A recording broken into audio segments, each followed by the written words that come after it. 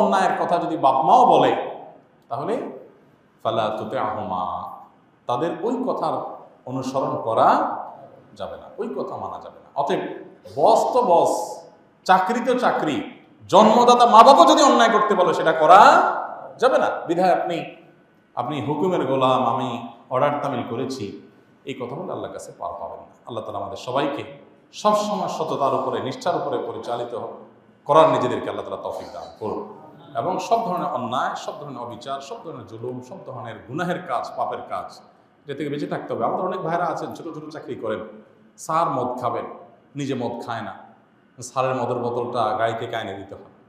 হ্যাঁ, তো এটা জায়েজ নেই, হারাম কাজ। যেই স্যারের নিয়মিত এই কাজ করা লাগে, ওই স্যারের চাকরি ছেড়ে দিয়ে প্রয়োজনে রিক্সা চালাবেন, প্রয়োজনে অন্য কিছু করবেন। আমি জানি এই পৃথিবীটা বড় সংকীর্ণ হয়ে আসছে। আজকে